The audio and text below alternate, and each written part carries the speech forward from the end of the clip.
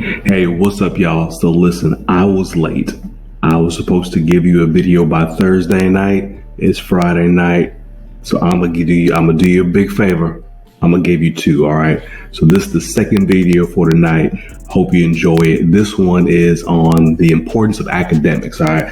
So I want you to understand that as a middle school football coach, what you do and what you preach to your players as far as their academic performance is really, really important. Now, let me give you an example as into why, okay? Now, earlier this week, got a text message from one of my friends who actually works in the school and said, hey, you probably want to check in on Bobby Royal, not his real name, because he's failing 4 of his classes right now at this moment.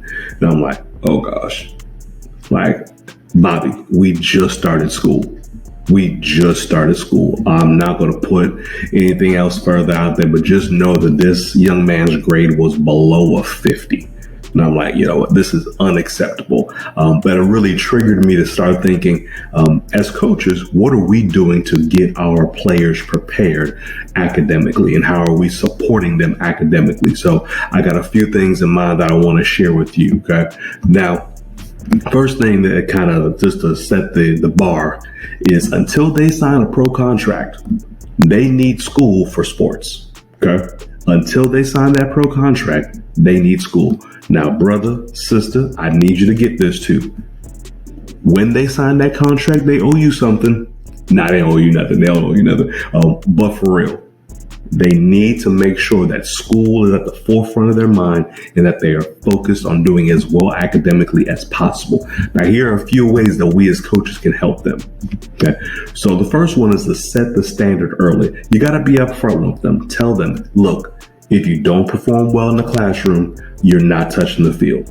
If you don't perform well in the classroom, you're going to have something extra as far as conditioning. Whatever it is that you lay down there as the expectations, you got to set it early. Let them know. Don't surprise them later on when they come back with a low grade and then they're like, oh, wait, I didn't realize I was going to have to run. I didn't realize I wasn't going to be able to play. Be fair, be upfront, let them know the standard early. Okay.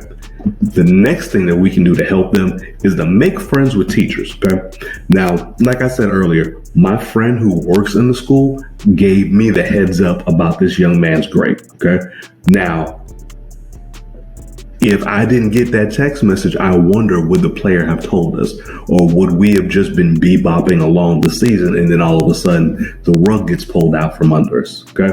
So make friends with teachers. It also will help you that in case something else is going on, maybe behavior wise, they can give you the heads up. Okay.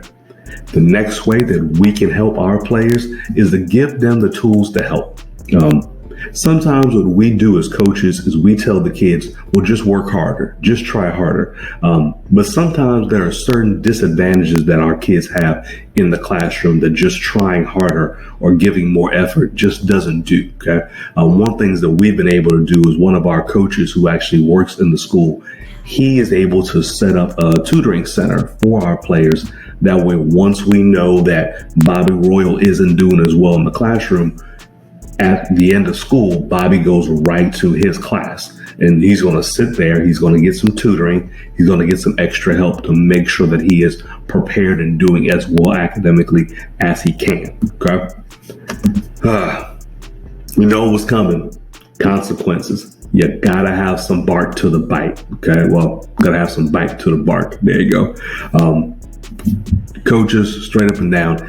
You see this picture? Old buddy sitting on the bench. Yeah, Bobby Royal's probably going to be sitting on the bench for a hot minute. Okay. You can't have below a 50 and expect to be on the playing field. It just doesn't make sense. So we as coaches have to have some consequences for our players when they're not meeting the standard in the classroom. So whether that's a lack of playing time, whether it's extra conditioning, whatever it is that you see fit, you got to make sure that you set it and that you actually do it. Nothing is worse than telling a player, if you don't do well academically, I'm going to hold you out of this game. But then when game time comes, you put them in the game. Don't do that. Don't hurt yourself. Don't hurt the player. Teach them that for every action or lack of action, there's a consequence. All right. Now, Another thing that we can do to help our players is to communicate with parents. Obviously, the expectation has to be set earlier. Obviously, the expectation has to be communicated to our students, but we have to be able to let our parents know too. That way, there are no surprises. Bobby Royal's parents should not be surprised if he's not playing because we told them earlier he's not going to play if his academics are not taken care of. And also, you want your parents to have your back. Like I said, you don't want any surprises. You want your parents to know that their son has to maintain high academic standards just to make sure that they stay on the field. And I'm gonna pause. I'm gonna say this right now. Really, we're just asking for a C, if we're being honest with ourselves. And with the right amount of effort, a C is very much so in reach. It's not something that's, it would be different if we were saying that we need our guys to have a 3.5 GPA. I'm not saying that. We're just saying we need you to have a C. Okay. The last thing, and this is a bonus one, but it's really important for us. Okay. We got to keep a tight practice schedule. Now you're probably thinking, okay, so what does practice have to do with them academically? Well, coach, if they're at practice, obviously they're not studying for their test. Okay. We have to keep a tight practice schedule to make sure that our young men, that our athletes get in and on the field, that they learn everything that they need, they practice the skills that are necessary, and that we get them home in enough time to complete their homework. Now, I'll be honest with you, folks.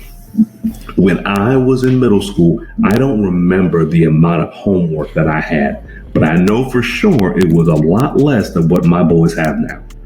The amount of work that our athletes are getting right now is increasing, it seems, by the year. So we have to make sure that we are giving them enough time to actually get home, eat some dinner, and then get back to school. Okay, get back to work. All right. So that's it for me. Want to help you guys out. If you have anything else that you feel like would be beneficial, go ahead and drop it in the comment section. Now remember, you and I, we can change the game of middle school football.